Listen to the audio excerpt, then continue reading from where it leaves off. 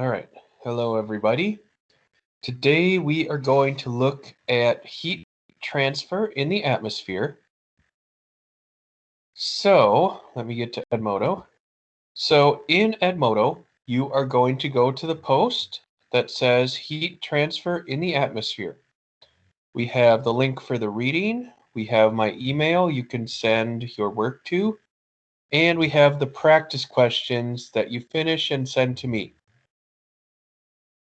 So heat transfer is something you might have learned about in earlier science classes, and it's pretty easy because the heat transfer in the atmosphere is the same types of heat transfer you've learned about before, but it is specific to the atmosphere.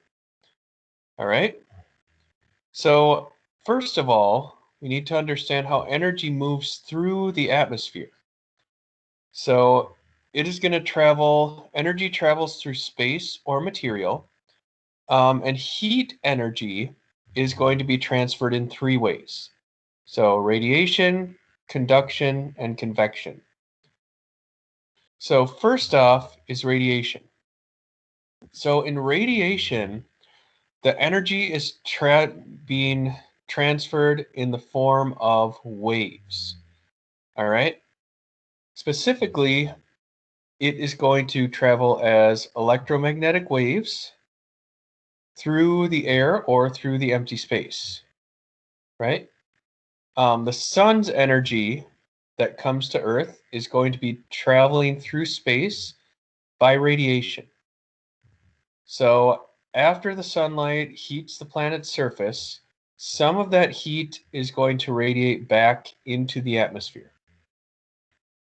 Second form of heat transfer is conduction.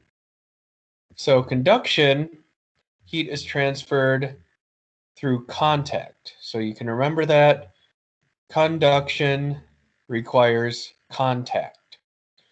All right? So warmer molecules move faster than cooler molecules, and they are going to bump into the cooler molecules and transfer some of their energy. Conduction is going to happen mainly in the lower atmosphere. So here's kind of how conduction works. So if you put an ice cube in your hand, you feel your hand getting cold. So that's not the ice cube transferring its cold to your hand. That's the warm molecules from your hand moving toward the cold molecules of the ice cube. Last but not least is convection. So convection is going to be the transfer of heat by a current. And we've learned of convection currents earlier when we looked at the layers of the Earth. So basically what happens, and this can happen in a liquid or a gas, is this air that is near the ground is going to be warmed by the heat from the Earth's surface, right? Warm air expands. So it is going to get less dense and it is going to rise.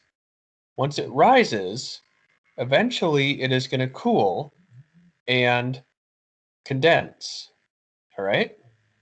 So it is going to be closer together. So it is going to be more dense and it is going to sink back to the Earth's surface.